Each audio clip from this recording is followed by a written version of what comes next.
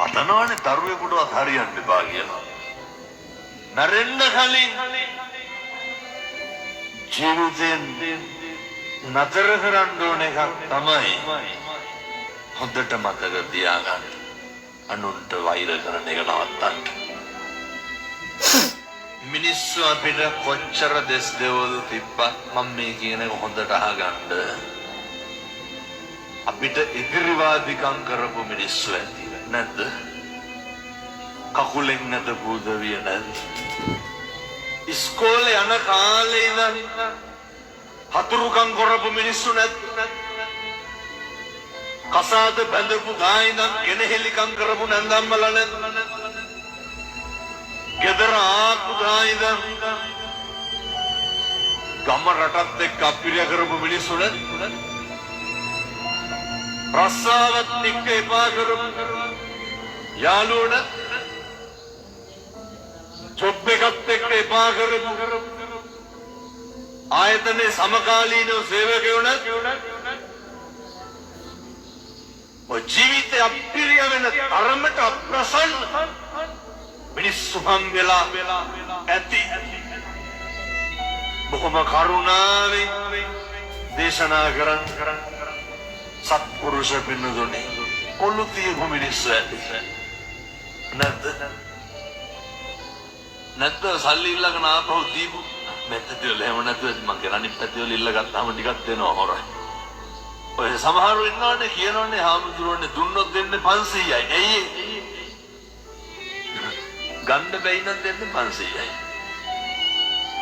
අරගෙන ඕනතරම් දෙන්න ඇත්ත. පැත්තන්ගේ ජීවිතේට බොරු කියපු මිනිස්සු කොච්චර ඉන්නවද? රවට්ටපු මිනිස්සු කොච්චර ඉන්නවද? එකපාර නෙමෙයි දෙපාර රවට්ටපු මිනිස්සු කොච්චර ඉන්නවද? බොරු පොරොන්දු දීපු මිනිස්සු කොච්චර ඉන්නවද? අප්‍රසන්න කරපු මිනිස්සු කොච්චර ඉන්නවද? බුදුහාමුදුරුවෝ මොකද්ද උගන්වන්නේ? බුදුහාමුදුරුවෝ මොකද්ද කියන්නේ? මිනිස්සුන්ට අල්ප මාත්‍රයකින්වත් වෛර කරන්න එපා.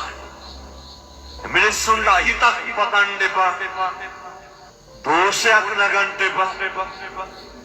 ඇයි පින්නතුනේ මෙහෙම කරන්න එපා කියන්නේ? මෛත්‍රී කරන්න පුළුවන් එකම ආත්මේ මොකද්ද? බල්ලොන්ට මෛත්‍රී කරේ. මෛත්‍රී වඩන්න පුළුවන් සතෙක් කියමු බලන්න. මොන සතාටද මෛත්‍රී වඩන්න පුළුවන්? මෛත්‍රී වඩනවා කියන්නේ අමුතුවෙන් කරන එකක් එහෙම නෙමෙයි. මරන්න කලින් මේ කත ගති නවත්තලා මරන්න ඕනේ. හේතුවක් තියෙනවා. සංසාරේ පින්නතුනේ හරි කාලෙකින් අපි මිනිස්සු වෙලා උපදින්නේ. දැන් මේ අම්මලා තාත්තලා හිතාගෙන ඉන්න ලබනාත්ම කවුරු වෙලා උපදින් කියලාද? එහෙම සැකයක් ගන්න.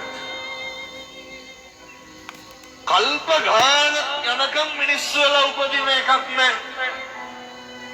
හේතුව අර බුදුහාමුදුරුවෝ දේශනා කරනවනේ ආනන්ද හාමුදුරුවෝ ආනන්ද මේ මහ පොළවට නියපොත්ත ගහලා වැලි ටිකක් ගත්තාම ඕකේ රැඳෙන්නේ කොච්චරද?